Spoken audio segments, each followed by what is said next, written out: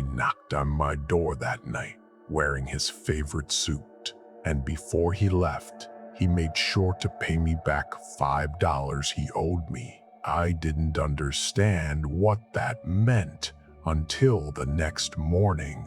To understand why that still keeps me up at night, I have to take you back a few hours earlier to a room and a boy who thought nothing could scare him. The room was on the ground floor of an old wooden house right at the edge of town. It belonged to a 15-year-old boy named Leo. It was the only room in the house he'd sleep in. Bookshelves lined every wall. The wood was old enough that it had its own smell, dry and faintly sweet, like a library no one visits anymore. And there was one big window. Just outside it stood a massive pine tree, the kind that had probably been there longer than the house itself. On clear nights, when the moon leaned low in the sky, the light would bend through that window and throw long, twisting shadows of pine branches across the floor. They moved even when there was no wind. At least, that's what people said. No one else in the house would sleep in that room after dark. Some of them called it cold, colder than it had any right to be. Others just said it felt wrong, too quiet in a way that pressed on your ears. Leo thought all of it was nonsense. He wasn't afraid of the dark. He wasn't afraid of storms or old ghost stories or anything that made other kids pull their blankets up to their chins. His friends at school knew him as the brave one, the one who didn't scare. It was late October. The cold outside had turned sharp, the kind that gets into your bones. Midnight had come and gone. The clock was creeping toward 1 in the morning. That's when someone knocked on the door. It was soft, barely there. Leo woke up and figured he'd imagined it. Old houses make their own noises at night, settling and creaking, so he didn't think much of it. Then, a few seconds later, the same knock came again. This time, he got up. He walked to the door and stood there for a moment, listening. Nothing, no sound at all from the other side. He turned the handle slowly and opened the door, and what he saw made him stop. Standing right outside was his closest friend, Oliver, wearing that same familiar smile Leo had known since they were kids. "Oliver? At this hour?" "Yeah, just got here. It's the middle of the night. What happened?" That's when Leo noticed what Oliver was wearing.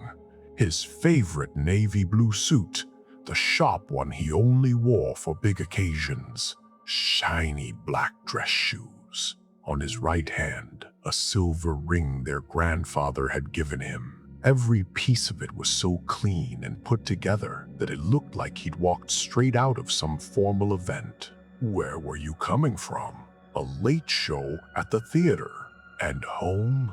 Oliver went quiet for a few seconds. Then he said, "I'm not going home tonight." "Why not?" He gave a small, easy laugh. "They kicked me out.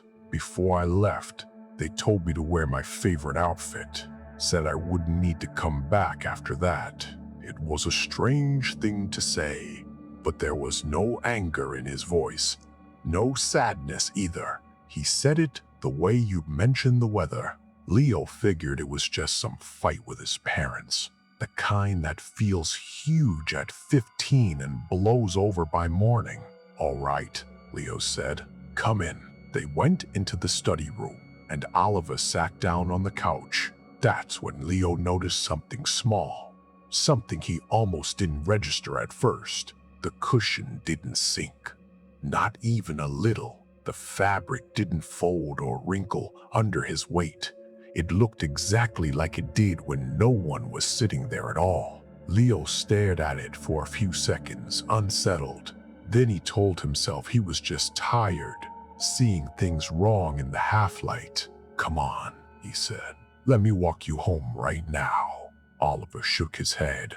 No, I can't walk anymore tonight. Why? He pressed a hand to his stomach and said quietly, "It hurts. Bad. Has for hours now. Then we'll get you to a doctor in the morning," Leo said. Oliver smiled again, faint and easy, and shook his head. "I won't need a doctor anymore." He looked up at the ceiling for a long moment after that. Then, almost in a whisper, he said, "I'm going somewhere far away, Leo. Somewhere nobody knows me. Alaska, maybe, or Greenland. Don't they have little houses out there in all that snow? I think that's where I'll end up." "Why are you talking like this?"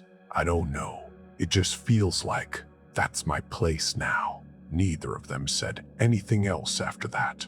Oliver lay down on the couch. Leo climbed into his sleeping bag on the floor and closed his eyes. He didn't know how much time passed. What woke him was cold.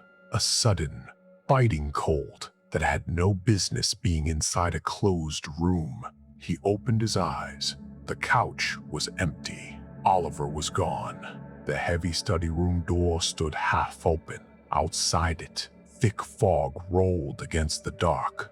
Leo pulled his jacket on and stepped outside. Oliver was standing on the empty street in front of the house, head down, like he was smiling to himself about something only he knew. "Hey, what are you doing out here?" "Stomach's easing up a little," Oliver said.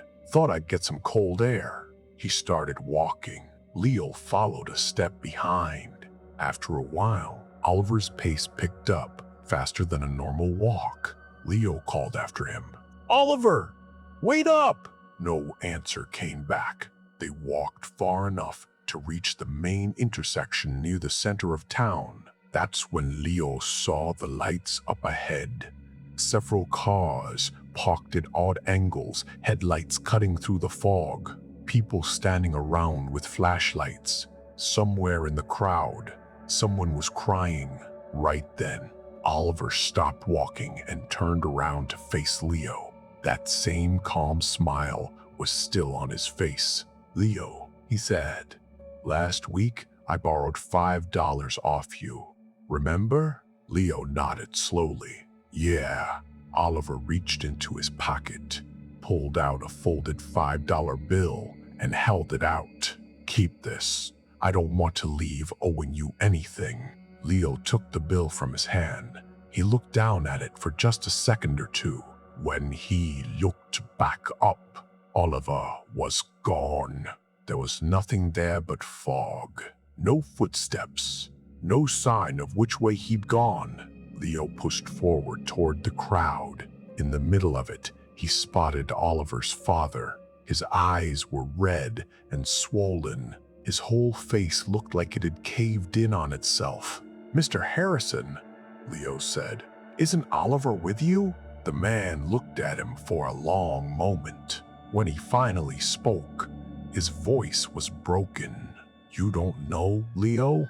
"No, what?" "Tonight, at the hospital, his appendix burst. The doctors couldn't save him." Leo went completely still. "No, that's not possible. He was just with me a little while ago."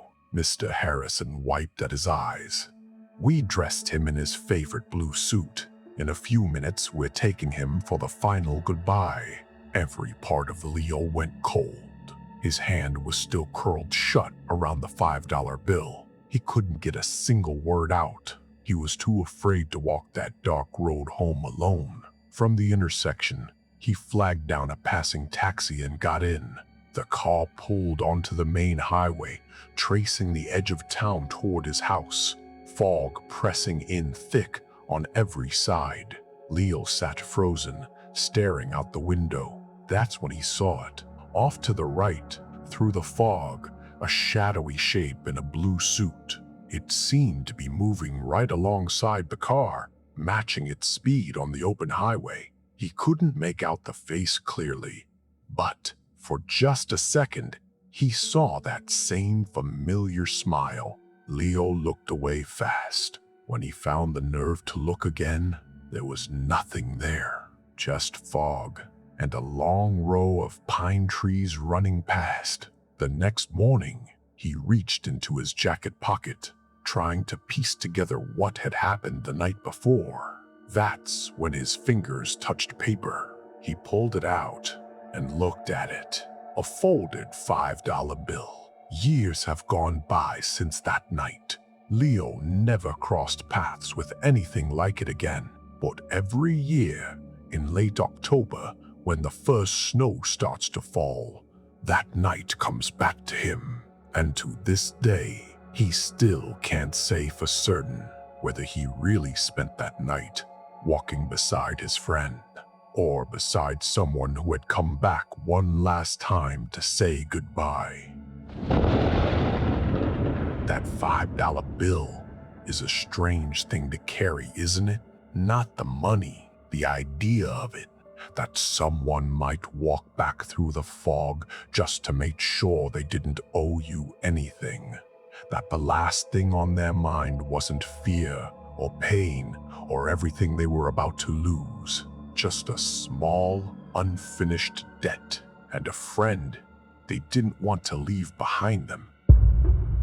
I'm Alex Vane, and you've been listening to Unquiet Corners. If this one found its way under your skin, stick around, follow the show, and I'll be back with another story from the corners nobody talks about.